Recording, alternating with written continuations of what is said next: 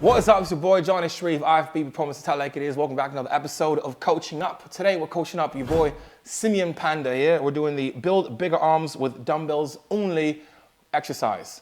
That's great, I know it's great. Okay? Anyway, just joking guys, just thought I'd kind of say that because he sounds great. Sounds goddamn sexy, and I just wish I had that accent. So I'm not hating, I am jealous of the accent. Today I'm filming a dumbbell-focused arms workout. But not hating of what he's doing in this. Anyway, so I already watched the video. I put my film method through this, so we're gonna go and break it down. But again, when you look at this video, when we go through it, I want you guys to think exercise selection when we're in terms of like building muscle, or really anything to be honest. But to have like a most optimal workout, we want to choose the right exercise and give you your best bang for your buck in terms of, engagement, development, growth, all the good stuff. Either way, let's get into it and check it out.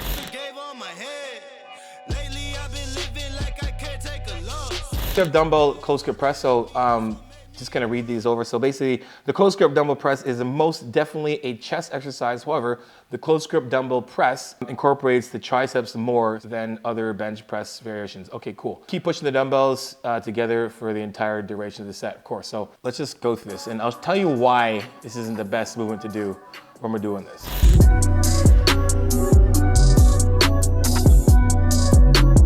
We're at the top of his rep range, right? And I'm gonna show you guys. So we already watched a few reps. That is the top of his rep, okay? Right here. So before we get into this, I want you guys to understand a couple things. We're talking about exercise selection and overall, building our, arms. This is an arm workout. Remember, we want to choose movements that are going to give you your best bang for your buck in terms of developing whatever you're trying to target in these terms, arms, right? A couple things aren't good with this. Now, I have qualms with people doing close grip bench press, not doing the actual exercise, but how they place their hands. So for the most part, when people do close grip press, they overemphasize the grip and they overemphasize the close. So we got this type of thing going on here, right? The problem with this is that you're not giving yourself a proper alignment in terms of how your body should be pushing, right? So if you're gonna do close grip, you really wanna be, we call it like almost like a biacromial, basically. Wherever your arms are show width apart. So if I went like this and just went like this and put my arms out and back, that would be a very close grip. Now, if I press, everything rides and aligns properly in terms of like a good pathway. So if I'm back here and I want to do a close grip, this would be your close grip because the weight itself and my elbows are running down a good range of motion, plus it's a good pathway for the bar. If I do this, I'm losing my range of motion because my body gets in the way, right? Now we're doing dumbbells and we're this way. When we're doing dumbbell movements, and he said already that this is more so of a chest exercise. So I don't really know why you would put this in as as one of the things as arm work. I would just say, chest with some arms. I don't freaking know. It's not the best way to put it. It's very misleading. Either way, when I'm doing this, I'm pressing these together and I'm back. And this entire workout for this, we're looking at exercise selection, is I am focusing a lot more on shoulder abduction with having to push these in. And then right now my chest is already working from just pushing it in. And then my elbows to come up. Now we talked about this before earlier. We're talking about doing bench press and hitting your pec minors and making sure that we're a little closer. Yes, this works because the closer grip you are. In this movement, my arm has to go from here to here. So it's primarily working a lot more of that anterior head and that clavicle head of that shoulder adduction as well as shoulder flexion. So we have to flex up here and then we're extending. So this is the secondary muscle being used is your tricep. The primary of this is all chest, right? So in this range of motion to make it more optimal, you would want to be in a place where the triceps already no load. Here. Right now your triceps are already moving, and then to here, and then here. That makes more sense. Now we're looking at his range of motion. For this to be optimal for your triceps, you need to be at full extension from here, and then come down to mid-range so there's still a load. Right here, there's not a load anymore. And then up to here, you're not fully extended, right? So we're looking at this motion. This is where he is in his entire set from here. This is his finishing point. The first yellow here is his finishing point. And where you should be finishing is, here's your axe right here. Your center is starting here. This is your pivot point, here and here. This needs to go from here all the way to here for our tricep to be full extended and for this to be a more optimal tricep movement. Now, if we just look at this, we are obviously hitting a lot more chest than we are tricep. Right here, our tricep is not even really activated that much at all, right? Here's his end range. His end range, his triceps are completely rested because this is almost bouncing on his chest. His head's off. So if you really want this to be optimal, we want to look more so like this, right? We need this head to be back, so the head's on here. Bury your head into this. Show the pressure and drive yourself into the bench so we're getting full stability and leverage from using the bench and then pushing up. But this is his full range of motion. His range of motion is going from here to here and not really getting much of a tricep movement from here. So you can just see it just kind of a bounce up and it's a rest. So again, if I want to make this more optimal, what I want to do is, again, I'm going to switch this movement, period. I'm not going to do this at all for triceps. What I'm going to do is, let's just pretend this is an actual bar on the bench. What I'm going to do is I'm going to get a bench and I'm going to take this, if it was a bar, and I would be here, shoulder width apart, a little bit inside shoulder, so we're right across, or directly across our arms. You have 90 degrees from here, and then I can press from here, and I can clear my entire body from here, and I can get as low as I can, still having the weight on my triceps, stopping here and finishing all the way up. I don't want to finish here, I don't want to stop here. So if you think about it, he's missing a lot of the rep from being from here only to here, right? And then being in this position as well too. So again, grab a bar, get yourself into a Smith machine or even a just free weight, Olympic bar. Get yourself shoulder width apart, a little inside, so we'll be pressing down. Same rules apply with your benching. Drive your feet into the ground, stomach engaged, core engaged, glutes engaged, head back, look to the sky. Stop about an inch off of your chest and then press all the way up. Control the rep down and press all the way up. So you can actually use it for either. So on chest day, you can use it, or on arms day when you want to hit the triceps, you can use it. However, if you do want to use it for chest, I actually prefer using a plate so you can get really close like that and squeeze like that. So it's good. That is good advice to do. If you're gonna do this, it's a pretty good thing. It's a good like accessory movement for chest. It is going to challenge you. Again, adduction. When you do an abduction again from your shoulder and then pressing, right? It's gonna work. Now, if you wanna make it even harder, really, to be honest, grab 2 plates.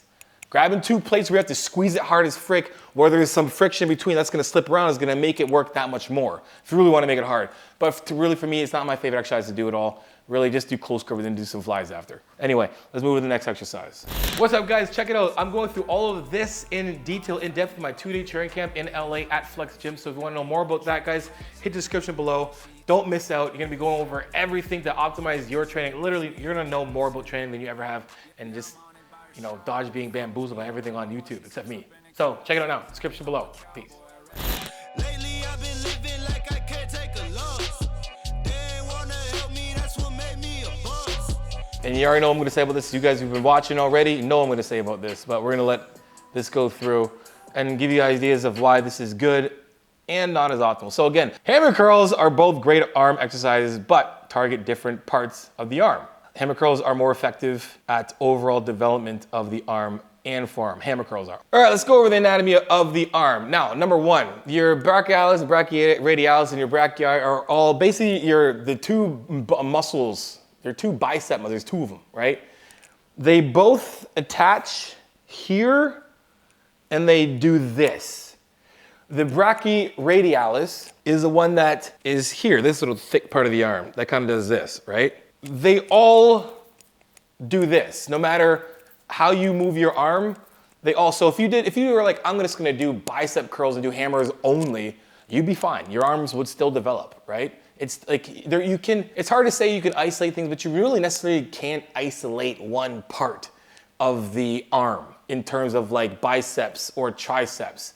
I can use different grips to emphasize a little more of the load, but genetically speaking, my biceps will grow the way they're gonna grow no matter what exercise I use for them to grow. I don't train arms at all anymore. I train them once in a while. And when I do train arms, I do hammer curls. Number one, I get a little pains too much when I'm doing too much supination. So after a while, I get a lot of pain there. So I keep it very safe and I do hammer curls. Again, when I'm doing this, I'm gonna get a little bang for my buck because I'm gonna hit this part of my forearm. You're still going to hit your bicep, the entire thing. Now, when we're looking at this movement itself, in terms of optimizing it, I agree. Hammer curls, great movement to do I would say if you're gonna choose one movement to do for biceps, it will be hammer curls because you're going to, again, hit that entire part of your arm. They're really good look. If you're doing, if you're a bodybuilder, you're doing the side chest, you get this nice thing here. It just looks good. It just finishes off the arm. It's not like this big arm and you got this weird little, small little pencil thing sitting here. So yes, exercise selection for this, A1 for sure. Now, how to optimize this? Again, not shitting on your boy Simeon. I'm just saying Simeon can do a lot of things that you cannot do. So we're gonna make sure you guys do the right thing. Do the right thing. We have a lot of swing, a lot of shoulder. If you literally look, I want you guys to focus on their shoulder movement. Okay, so if we want to really optimize this movement, if you watch him when he's doing a set, we have a lot of this type of thing going on here. We have this and this. And I know he's got a lot of weight and it's impressive to throw on, I don't know, I think he's at 80s or 100s, I don't know, whatever it is. Is it necessary? It's not. Even for Simeon, he can literally cut half of that and just make the rep harder. Now, how do you make it harder? A couple of things. When we're doing one at a time, unilateral, instead of being here and pulling it from here, I want to push my arm out this way. And then I want to pull it in this way. That way, the entire time I'm lifting, I have a load right on my bicep that entire time. Back here, and my first motion being here, I'm getting shoulder, literally. My shoulder's working a bit, and then my biceps gets a little bit of that contraction at the top, where it's squeezing there for a bit, and that's all. And you're getting this type of thing here, which you're gonna get a little bit of a pump. But if you want it to work harder, and I'll show you, my arms are fresh, I'm just gonna go from here to here, and I'm gonna lift in, and keep myself up. So when I'm doing this, I wanna push my elbow to the floor, so even though when I'm at the top, my elbow stays pushed to the floor, and then my shoulders don't end up coming back and doing this. And just doing from this, and these are only 35 pounds, and I have complete control over this, my arms are getting pumped to all hell right now, literally. It's getting pumped. So we want this, not elbow back, and then the shoulders kind of doing this, right? It's shoulders, it's traps, it's, I don't know, but it's not all biceps. And we're looking at this again, we're talking about the pie chart, my whole tier system thing. We want 20% of those stabilizers really helping aid the 80% of that bicep getting the majority of the load. As you can see, not much has been done, but I got a good pump in my arm, and I'm not gonna get much if I'm just kind of doing this with the weight. So slow it down a bit, give yourself a weight that you can control for 15 reps, and with like a 2-second negative, and I can guarantee you'll be dead after that. Lately I've been living like I can't take a loss. They ain't wanna help me, that's what made me a boss. You can't kill me. All right, so we're gonna watch this full set of tricep kickbacks. Now, when I'm talking about exercise selection, when I say that, what I mean is finding the movement. If you had to pick only 2 movements that is gonna give you the best amount of like muscle engagement, mind to muscle connection, all that, what would it be in triceps? Kickbacks wouldn't be on the list. Not dumbbell kickbacks, definitely not. Now I'm gonna show you why, but let's watch this set and we're gonna kind of coach you through this.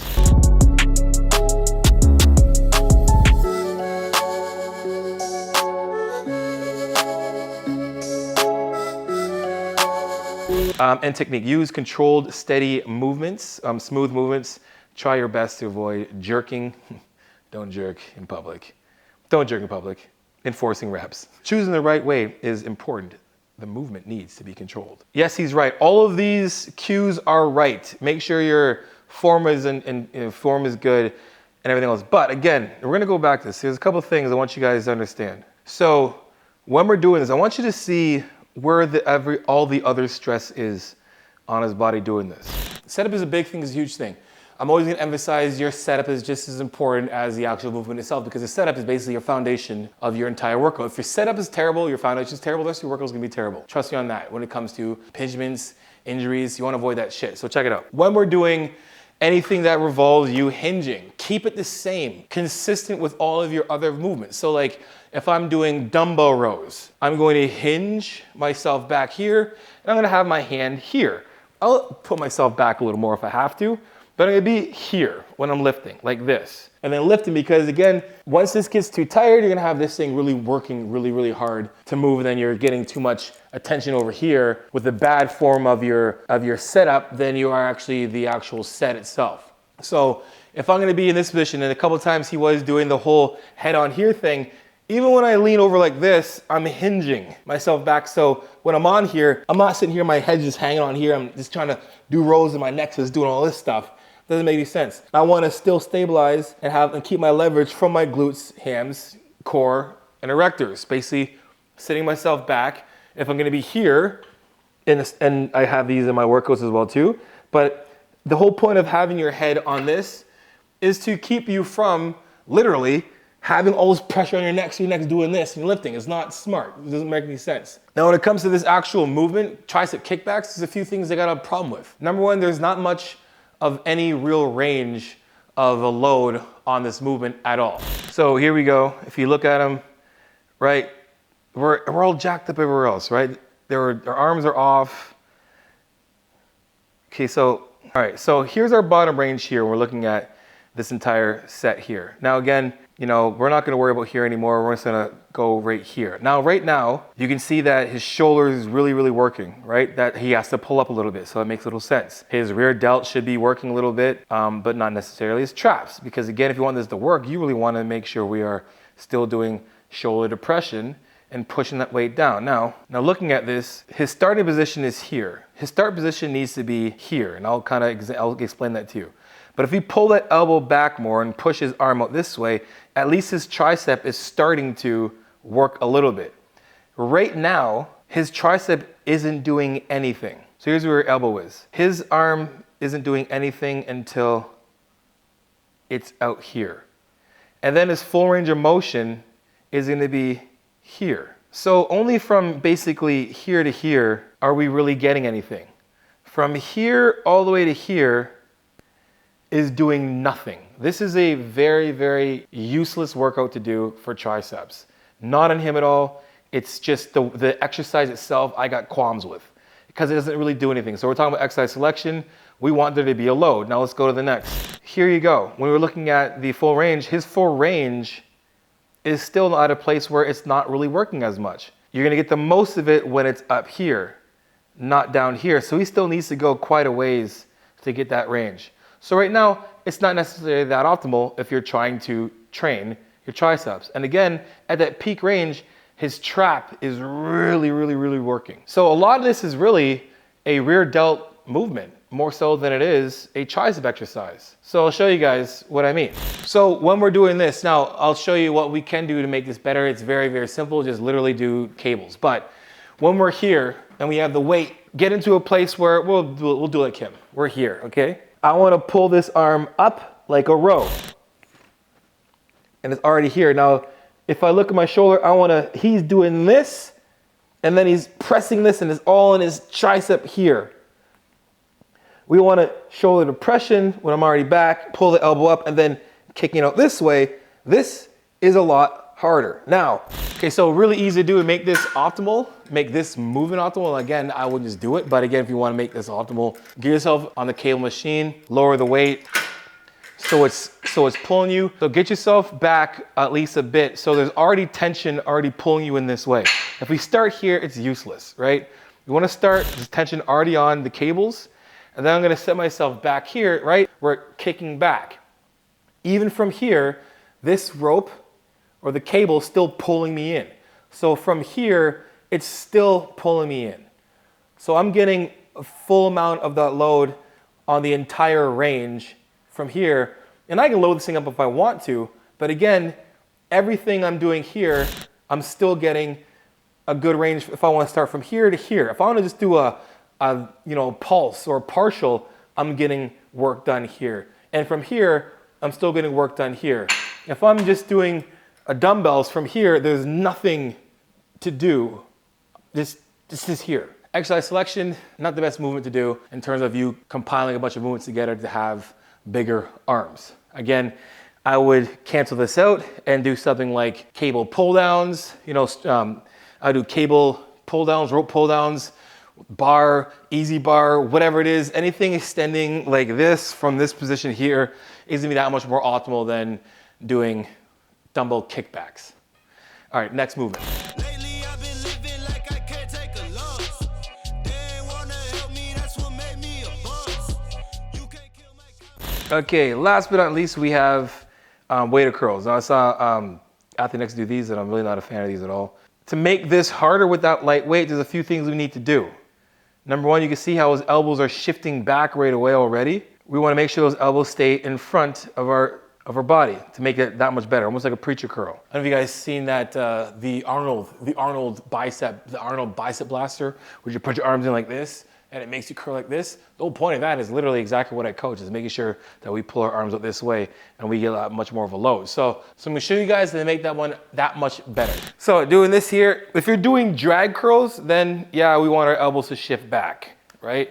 We wanna make this harder. Now I don't have one he has, so it's harder for me to do this. But again, to make this optimal, push your arms in front, keep your chest up and pull. Now this, to me, isn't that good because it's forcing me to use my shoulders more by having to adduct and hold it like this. So it's almost forcing me to protract my whole entire body this way just to do this movement here.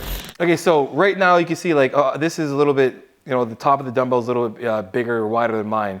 But if you look at this red line is where his arm is going back to first. Where his arm is here is the same way as if I move my arm slightly forward in front of my body, I'm gonna put more stress on my bicep that much faster without doing much, but just moving my elbow this way, this way. So we wanna pull our elbow from here to here, and that makes a more of a greater load onto your biceps. Now, okay, so the best thing to do is when you're doing a movement like this, obviously like, it would be like a close grip, easy bar curl, or whatever it is. You want your arm, you don't want things doing this and taking you out of position. Especially easy exercises where like if I wanted to, if anything, just do this and keep it here. And I do the same thing if it was a waiter curl, right? And we're doing waiter because I'm assuming it's called waiter curl because you're holding stuff like this, like a waiter does. Right? I get it. So if I'm gonna do this, why not just make this more optimal? Because here I have to adduct and I have to keep myself, and this is putting pressure already on my shoulders. If I do this, same thing, a waiter curl, I'm in the better position here. And I can still fully down and come up. Again, when I'm doing this, I'm forcing those elbows down on the floor still. So when I'm pulling up, my shoulders don't do this and curl in. So I'm here, chest is up, and I'm pulling from here, and my shoulders aren't moving. So doing that makes more sense, or literally, for most people, easy bar curl, right? It takes some stress off of your forearms from being extremely supinated. Most people don't have the mobility to extremely supinate their arm, and then again, you know, you're getting a little more external rotation doing this. So we don't want to do that. You want to be in a position where it's easy. You're making it easier for yourself to make the whole exercise that much smoother and optimal. So from here, this makes more sense than to be here and then all the way in here. This doesn't even look good. I'm just at a rested position and this is my posture because my body's in the way. I need to be here and open up and squeeze out this way. And if I want to continue to do Simeon's workout and do this, do the same thing, just change it. Just do this instead. From here and pull up. And then do your reps around like 10 to 15. Make the rep last around 30, 45 seconds. And then we're building our arms. Remember guys, we're looking at like building your overall physique, looking better, trying to be aesthetically pleasing. We're trying to increase the overall muscle volume. So we need volume in our training. So sacroplasm hypertrophy, 10 to 15-ish reps. Sets should last between 30, 45 seconds and train them twice a week. If we're gonna mix reps in, 6 to 15 reps, we're not confusing our muscle, we're just kind of confusing our intentions of what we're trying to do. If you want to be strong and focus on strength, then do myofibular hypertrophy. If you're trying to get just overall better looking physique, build muscle, body build, then you're looking at sacroplasm hypertrophy. I talk about all this in my 101 training, so guys, so if you want to know more about that, check the link in the description below. All right, guys, that's it. Guys, hope you guys enjoyed the video. If you did, make sure you guys like, subscribe, and share. You know I'm gonna come up that tell like it is transparent, vulnerable truth. And for coaching, JonniShreve.com. Book yourself a phone consult. At the end of the consult, I deduct a consult off any package that you pick. And guys, hit the description below for those discount codes and promo codes that will save your life or change your life for the better, like Jonni10 for 10% off, Blue Star Nutraceutical, guys. And make sure you guys add me on Instagram and TikTok. Send me your progress pics, your training pics, and your video clips, and I'll repost it for you, because you know how it is. Iron Sharp is Iron, progressive overload your life. In the meantime, keep dream chasing. Peace.